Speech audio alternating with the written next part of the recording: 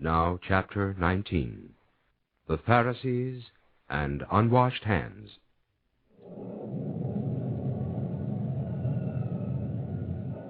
Forasmuch as this people drew near me with their mouth, and with their lips glorify me, but their heart is far from me, and they have feared me with the commandments and doctrines of men. Therefore, behold, I will proceed to cause an admiration in this people by a great and wonderful miracle. For wisdom shall perish from their wise men, and the understanding of their prudent men shall be hid.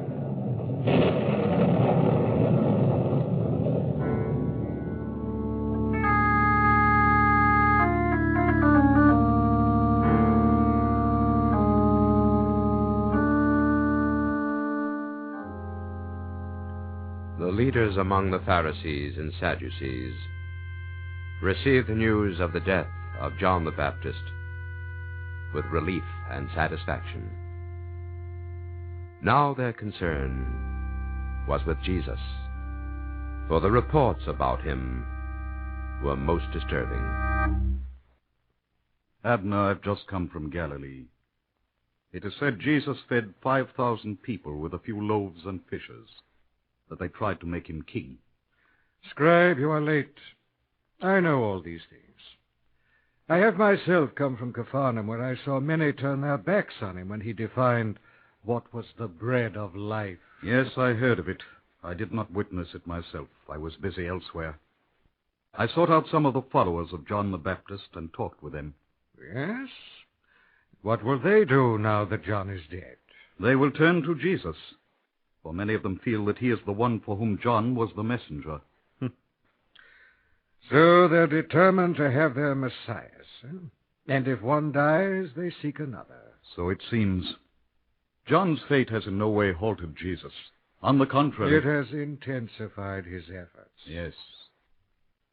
Tell me this, scribe. Did not the Pharisees arrange things so that Antipas could seize John? We have no love for Antipas. He has defied our laws. He has scorned our precepts. But you find him useful nonetheless. Oh, come. You don't have to play cat and mouse with me. What do you have in mind, Abner? Perhaps Antipas could be persuaded to arrest Jesus, as he did John. Perhaps. Jesus is a greater threat to Antipas than was John. His chief reason for arresting John was because he was plain spoken about his marriage. Does he not know that the people clamor to make Jesus their king? Yes, I see. Then I suggest you go at once to Machaerus. Tell these things to Antipas. Once he understands that Jesus can cause far more trouble than John, he will act. I shall see to it that he does understand. I shall leave at once.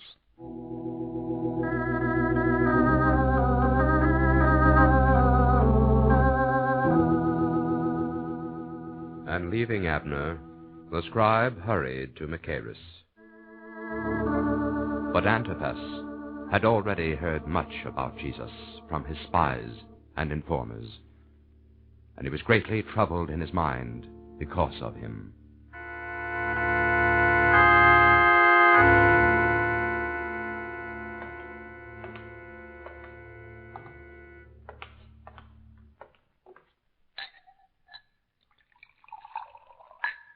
This is John the Baptist. He is risen from the dead, and that is why miraculous powers are working through him. This is John, come back to torment me. Herod! Herod, why are you wandering around? Why don't you come to bed? If I lie down, there will be dreams, and I'll see things. But if I walk and stay awake, I fight off the thoughts with other things. What things are you talking about? Those that come forcing themselves into my mind, or those I think of myself to keep the others out. What difference does it make? Why don't you lie abed at night? My best device, Herodias, to keep out unwelcome thoughts is to dwell upon the evil trick you played upon me, sending deceit in your own flesh to play upon the excitement of the crowd, and to trap me in a promise. Oh, stop it. Come to bed. I'm not sleepy. Why aren't you asleep, Herodias? How can I sleep with you wandering about? Such tender concern you've never shown before. Wandering about, Herod, and babbling like one not sound in the head. Even the servants are talking. Yes, no doubt. Wine. At this hour. Yes, wine and more wine. Better join me, Herodias. No, thank you. You don't feel the need of it? Why do you ask that? It dulls the senses if one drinks enough. I've no wish to drink. But how can one drink enough? There's always the awakening after. The sensation reasserting itself to bestir the mind and make it remember the reason for the drinking. And then it all begins again. There's no escape in wine or anything. Oh, you're talking foolishly. You're drunk. Now come to bed. Get out. Get to bed if you wish. I give you my dreams. Get out and leave me alone. You're in no condition to be left alone. Herod, I'd hoped the banquet, with the great impression made on all, would have shaken you out of your gloom. Now I find you're worse than ever. Herod, I want to know, is this to be our life from now on? No. Don't ask me what the future is going to be. For like a vine, it takes roots in the past and the present. Yesterday and today is the future, and all tomorrows are the same. They are the today and yesterdays, repeating themselves like... Oh, stop it, Herod. Poetic figures of speech are out of tune in a fat man. Now, come on, let's have it out and then forget about it. You don't know. I can easily guess. It's not on your mind, too? No, except that you're in a worse mood than before. The recent banquet was a success, thanks to Salome's dancing. Success? For whom? You? I gained my chief desire. Now, why can't you forget the incident, Herod? How like the trickster who readily forgets the prank. But let me tell you this. He who is the butt of the prank never forgets. I heard you laugh that night, Herodias, at a dead man's head. That night I looked on evil unadorned, and the starkness of it revealed me as one who was more weak than evil. But nonetheless, I hated myself. I, whose weakness had acted as agent for your evil. Oh, yes, Herodias, you are evil, and I am weak. But between us, we overcame the righteous prophet. Oh, stop babbling like a remorseful child. Very well. And from this moment, let there be silence between us on this topic. Forget it if you wish or if you can. Now, get out. Let remorse, the unwanted child of evil, come to me. Oh, very well. But let me remind you the dawn is breaking. No, not yet. Look for yourself. So soon. Herodias, tomorrow always comes so soon.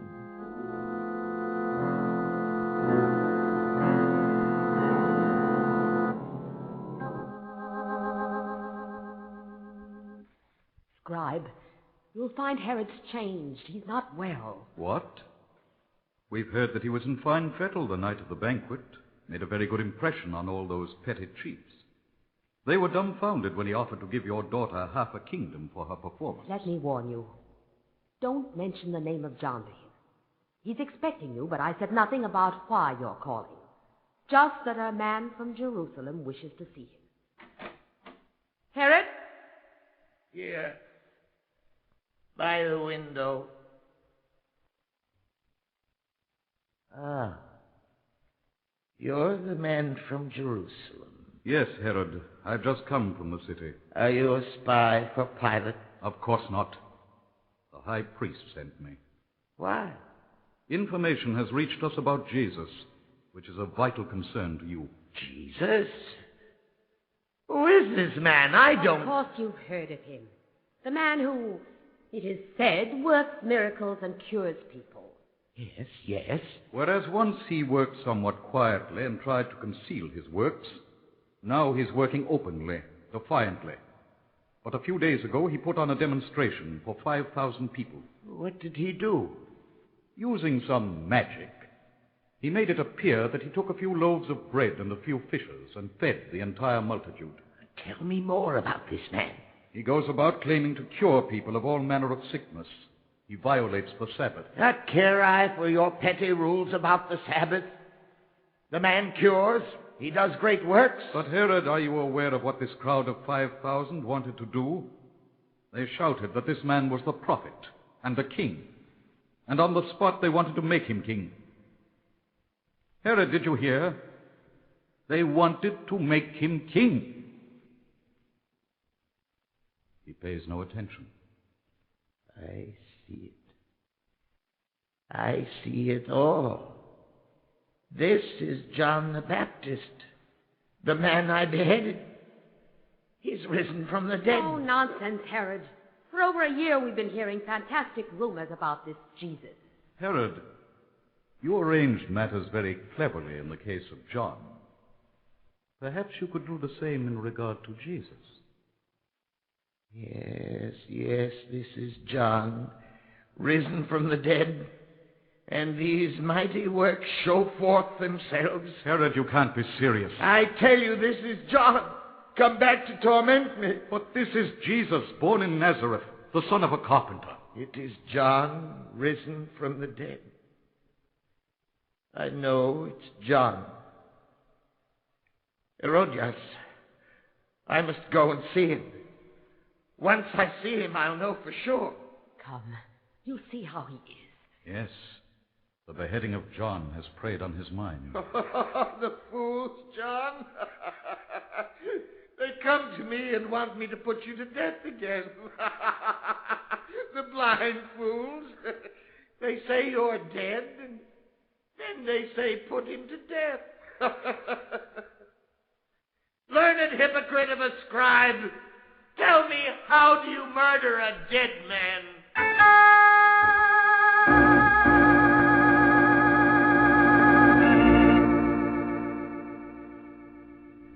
Abner, I've just come from Machaerus. Herod's afraid of his shadow. He'll be of no help to us. No, never mind. Conditions have changed in Capharnaum. In what respect? The respectable people, the educated and intelligent, seem to have cooled considerably since we were last here. He's lost many, especially from among the better classes. Oh, plenty of the rabble still cling to him, but he's definitely lost ground. What's caused it? That doctrine he preached right after that business with the 5,000. He invited them to partake of his flesh and his blood. Many were scandalized and left the synagogue. In the end, only the usual 12 remained with him. Now we can shift our attack. What is your plan? Now we call attention to Jesus' disregard for the formalities. We appeal to class distinctions. We separate the wealthy and the cultured from the poor and the boorish, and make the upper classes aware of the fact they're being led around by a carpenter with his cohort of fishermen, publicans, and whatnots. All the little things they've overlooked in their excitement over miracles, we now drag up for their attention. Fine. But with what do we begin? with unclean hands. Did you say unclean hands? I did. Come, the meal hour's at hand. Jesus and his disciples will be at the table. I'll show you what I mean.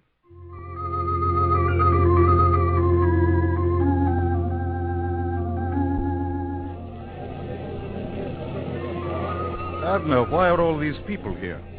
No, it's always like this when Jesus is in the city. What, do they stand around like this and watch them while they eat? Always.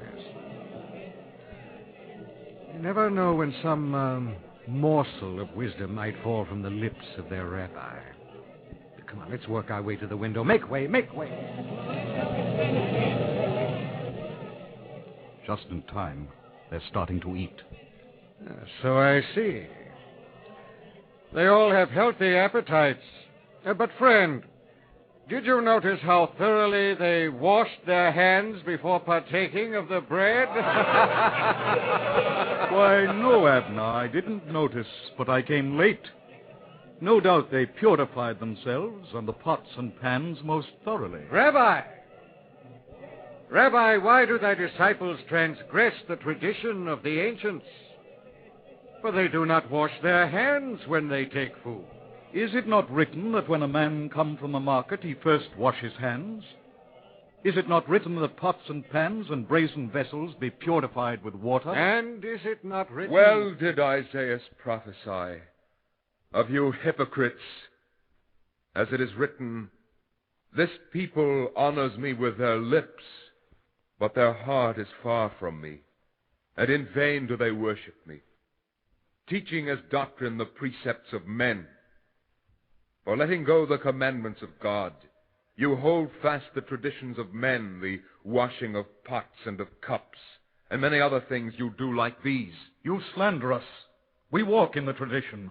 We observe the Sabbath. Do you say it's wrong to wash our hands when we eat? Well, do you nullify the commandment of God, that you may keep your own tradition? Not so, Rabbi. A lie. For God has said, honor thy father and thy mother, and let him who curses father or mother be put to death. Very true, Rabbi. The law of Moses. But you say, let a man say to his father or his mother, any support thou mightst have had from me is dedicated to God.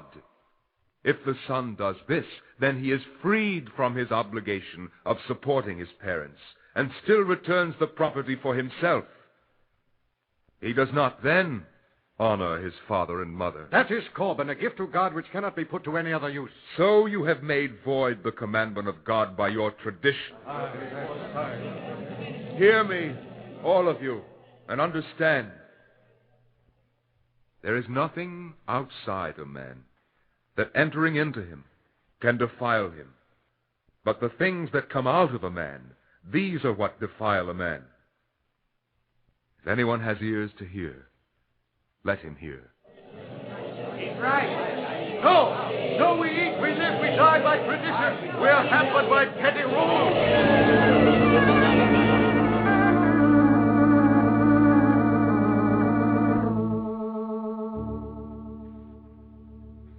Well, Abner, what do you think? On the whole, the effect will be to our advantage. And to be sure, we were in an awkward position in regard to honoring father and mother. I sat in on a case only the other day where a mother brought action against her child for support. He declared the money that could have been given to his mother was earmarked for God. What could I do? Nothing. The man will give nothing to God or to his mother. But Jesus himself pulled us out of that hole by his declaration that nothing that a man eats can defile him. That will ruin him among many of the traders and merchants, the buyers and sellers of meat and fish. Then you are satisfied with the debate, if one can call it that? Yes, on two counts. First, as I say, his outburst just now. Heretofore he's been content to reply in regard to principle or doctrine. But now he attacks the daily living habits of the people. He tells them they can eat anything they wish, that washing of hands is not necessary. No, I'll willingly trade him the point he made against us for the damage he did to himself. You spoke of being satisfied on two counts, Abner. Second is the man himself. the change in manner. There was a time when he would take our probing mildly, almost in good humor. But now he leaps to the attack. There's a sharper ring to his voice. I have an uneasy feeling as of a man who already knows his fate and is impatient to meet it. Well, this is my first meeting with a man. I wouldn't know that. It's time. It seems to be more precious with him than before. I have it. Yes? I'd say this change took place right after the death of John the Baptist.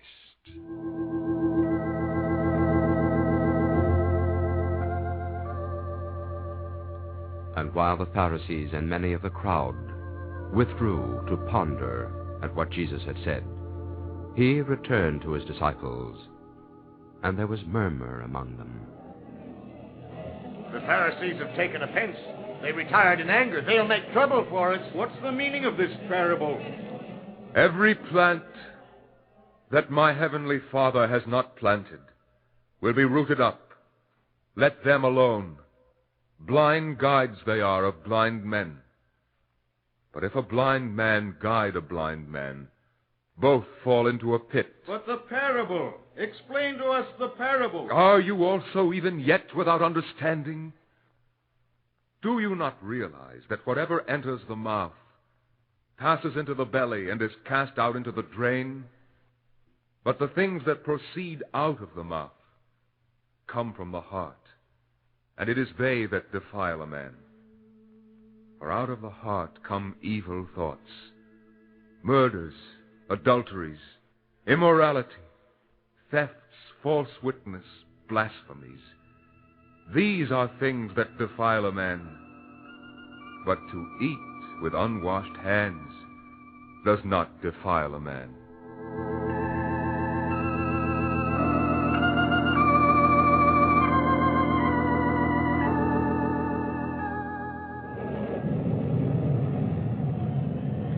For as much as this people draw near me with their mouth, and with their lips glorify me, but their heart is far from me, and they have feared me with commandments and doctrines of men. Therefore, behold, I will proceed to cause an admiration in this people by a great and wonderful miracle. For wisdom shall perish from their wise men, and the understanding of their prudent men shall be hid.